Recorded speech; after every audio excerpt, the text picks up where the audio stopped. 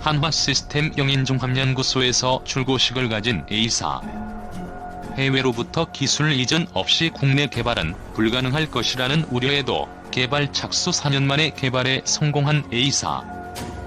A사 레이더는 2015년 기술을 이전해달라는 한국 정부의 요청을 미국이 거절함에 따라 국방과학연구소 주관으로 개발을 시작. ADD는 2017년과 2018년 두 차례의 지상시험 및 점검을 통해 입증 시제의 기술 성숙도를 확인. A사 레이더 시제품은 한국 항공우주산업이 내년 상반기에 출고할 한국형 전투기 시제 1호기에 탑재돼 지상 비행시험 등을 거치게 되는데요. 국산 A사 레이더를 탑재한 한국형 전투기는 2026년에 개발이 완료된다고 합니다. 전투기의 눈으로 불리는 A사 레이더는 공중전에서 적기를 먼저 식별하고 지상의 타격 목표물을 찾아내는데 필수적인 장비. 천여 개의 송수신 장치를 독립적으로 작동시켜 여러 개의 목표물을 동시에 탐지 추적이 가능합니다. 우리 군은 첨단 한국형 전투기 개발 KF-X 사업에 한창입니다. 이 전투기의 눈이라고 할 수 있는 AESA 레이더가 4년간의 개발 끝에 세상에 그 모습을 드러냈습니다. 국내 독자 기술로 완성했다는 점에서 더욱 값진 성과로 꼽히는데요. 방준혁 기자가 전해드립니다. 차세대 한국형 전투기 KF-X의 실물 크기 모형입니다. 개발이 한창 진행 중으로 내년 시제 1호기 출고를 앞두고 있습니다. 이 KF-X에 탑재될 전투기의 눈. AESA 레이더의 첫 시제품이 출고됐습니다. 앞서 미국 측의 기술 이전 거부로 국내 개발이 불가능하다는 우려를 딛고 4년 만에 거둔 성과입니다. 불과 4년 만에 이룬 성과, KF-X의 눈을 만든 겁니다. 가장 멀리 볼 수 있고 정확하게 볼 수 있고. AESA 레이더는 공중전에서 적기를 먼저 식별하고 지상의 타격 목표물을 찾아내는데 필수적인 장비입니다. 기존의 기계식 레이더보다 1000배 빠르게 동시에 수십 개의 표적을 추적할 수 있습니다. 한국형 전투기 4대 핵심 기술 중 가장 어려운 관문이었던 AESA 레이더 개발에 성공하며 한국형 전투기 사업도 활력을 받게 됐습니다.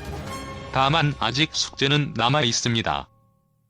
앞선 성능 검증에서 하드웨어는 완성됐으나 소프트웨어가 불안정하다는 평가를 받았기 때문입니다. 국내 레이더 개발 경험을 100% 활용해 시간과의 싸움인 소프트웨어 개발까지도 성공할 수 있도록 최선을 다하겠습니다.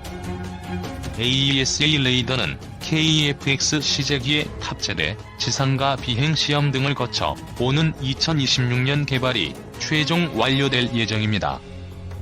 한류 위성 날고 KF-X 자율비행기 윤곽. 경자년을 맞아 우리나라의 인공위성 인프라가 대폭 늘어난다. 아울러 사람이 직접 조종하지 않아도 되는 한국형 개인용 자율비행 항공기의 설계 윤곽이 드러난다. 지난 2019년에는 인류 달 착륙 50주년을 맞아 달 탐사가 항공우주산업계 최대 의제로 떠올랐다면 2020년엔 위성 및 항공 한류 시대로 전환이 비기슈로 떠오를 전망이다. 한국항공우주연구원이 최근 발간한 2020년 주요 연구개발 계획자료를 살펴보면 우리나라는 올해 상업용, 군사용, 과학용 위성 분야에서 대도약을 이룬다.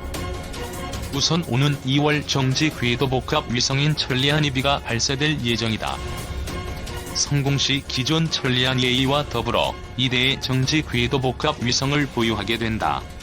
발사목의 3. 5톤급인 천리안이비는 기상, 해양, 환경관측 등의 임무를 수행한다. 특히 한반도의 미세먼지 경로를 확인하고 기후변화에 대응하는 데 결정적 역할을 할 것으로 기대된다. 하반기에는 발사목의 500kg급 차세대 중형 위성 1호 발사가 예정돼 있다. 이 위성은 한국이 제작하는 차세대 중형 위성의 표준이 된다. 위성이 500kg급의 중형은 돼야 상업용 서비스를 할 수 있는 각종 장비를 탑재할 수 있는데, 신흥국 등에서 중형급 위성을 기반으로 한 서비스 수요가 늘고 있다는 점에서 이번 표준 위성이 위성 한류의 지렛대가 될 것으로 평가된다. 새해엔 아리랑 5회 뒤를 이을 다목적 실용 위성 6호와 국가안보 용도로 활용할 수 있는 다목적 실용 위성 7호 제작에도 속도가 붙는다. 특히 올해 총조립 시험에 들어가는 7호의 경우 500에서 600km 고도에서 30cm 이하의 물체도 식별할 수 있는 정밀 관측 능력을 갖게 된다. 현재 이 정도의 초고 해상도 광학 위성 기술을 보유한 국가는 미국, 중국, 일본, 유럽 등 극소수다. 북한의 이상, 동향을 비롯한 주요 안보 위험을 감시하는 데 중요한 역할을 하게 될 전망이다. 정부는 또 올해 3조 원 규모의 한국형 위성항법 시스템 사업 추진을 위해 5월까지 예비 타당성 조사를 신청하기로 했다. 예타를 통과해 2022년 사업에 착수되면 이후 한반도를 비롯한 동아시아의 위성항법 서비스 시장에서 대한민국이 주요 주자로 떠오를 수 있는 기반을 마련하게 된다. 이와 별도로 3m 이내의 정밀 위치 정보를 실시간으로 제공할 수 있는 한국형 정밀 GPS 보정 시스템도 오는 6월 상세 설계를 마치고 11월부터 관련 시스템의 예비 통합 작업에 들어간다. 항공 분야에선 항우연이 올해 1인승 수직이 착륙 비행 시제기 기본 설계 작업을 본격화한다. 유무인 겸용인 OPPAV는 국토교통부와 산업통상자원부가 총 448억 원을 들여 2023년 말까지 개발하려는 개인 항공기다. 개발 성공 시 도로교통 정체가 심각한 수도권에서부터 시범 운영될 것으로 기대된다. 미국 항공우주국은 개인 항공기의 연간 시장이 2030년 25만 대 규모에 이를 것으로 예측했으며, 미국 우버, 독일 리리움 등 선진국 주요 기업들이 PAV 개발에 뛰어들었다. 올해엔 국산 기술로 개발 중인 초음속 전투기 KF-X의 시제기 제작이 본격화된다. 전투기 국산화에 반대해온 정치권과 방산업계 일각의 반대를 무릅쓰고 정권을 초월해 진행해온 사업이 본궤도에 들어서 순항한다는 점에서 의미가 있다.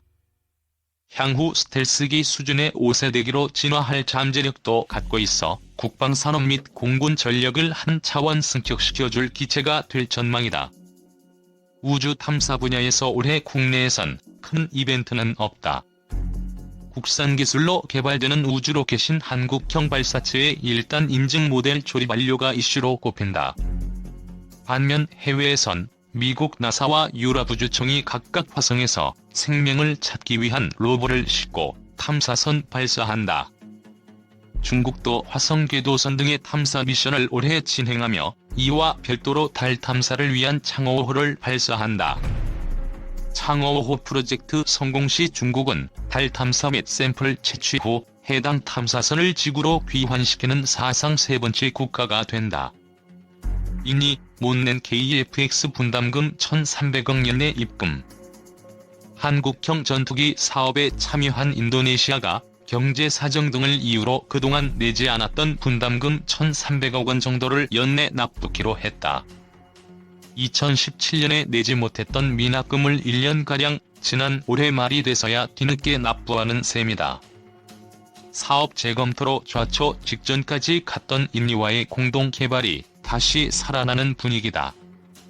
예산 부족으로 분담금 지급을 미루어왔던 인니, 정부가 한국 정부와 협상 과정에서 현금 지급을 결정하면서 이루어진 조치지만 아직 미납된 2천여억 원의 경우 여전히 원유 등 현물로 대체될 가능성이 남아있다. 아울러 인니 측 인력이 내년 초 추가로 투입돼 KF-X 사업에서 인니 측에 지불할 인건비 부담도 같이 늘어나 수익성 측면에 문제가 있다는 지적이다. 20일 국회 국방위원회와 기획재정위, 방위사업청에 따르면 인니 정부는 성탄절 25일 전까지 2017년에 내지 못한 분담금 1,389억 원 중 1,300억 원 이상의 분담금을 계약 당사자인 한국항공우주산업에 지급한다. 국방위 관계자는 인니 측에서 정확히 얼마를 현금으로 보낼지는 모르나 환율상 1,300억 원 이상으로 보인다며 올해 미납액은 추후 인니측과 협의 과정에서 현물로 처리하는 것을 검토할 수 있다고 한다고 전했다. 총 8조 원 규모 KEFX 사업 개발비의 약 20% 수준인 1조 5,800억 원을 오는 2026년까지 나눠 지급하기로 한 인니 측은 2016년 이후 올해까지 4,328억 원을 지급해야 했다. 그러나 2016년 500억 원 완납 이후 2017년에는 452억 원을 내는데 그쳤고 올해에는 한 푼도 내지 않아 공동개발 무산설이 심심찮게 대두됐다. 이후 한인이 정상회담을 시작으로 양국 간 KEFX 실무회담에 속도가 붙으면서 인니 정부는 지난달 2017년 미납분부터 납부하기로 결정, KEFX 사업 공동투자국으로서 역할을 유지키로 했다. 기재위 관계자는 지난 11월께 2017년 미납분 지급에 대한 인니 측의 의지 표명이 있었다며 정상회담 이후 인니 측에서 태도의 변화가 있었고 그나마 KEFX 사업의 불확실한 단계는 지났다고 볼 수 있다고 설명했다. 이번 분담금 납부로 인니 측의 미납액은 3,300억 원에서 2,000억 원대로 줄어들지만 올해 납부할 분담금은 여전히 미납된 상태다.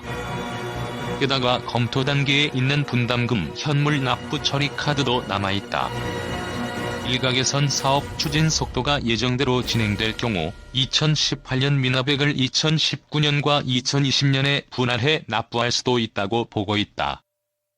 다만 인니 측 인력이 설계 외에도 생산 부문에도 추가되면서 수십 명이 더 늘어날 것으로 보여 카이를 비롯한 한국 정부의 인건비 부담이 늘어날 전망이다. 한편 공동개발로 인니 측은 시제기 일대와 기술 자료를 이전받는다. 인니 측 참여 업체 디르간 따라 인도네시아는 매년 최다 100명의 인력을 파견해 항공기 설계 등에 참여한다.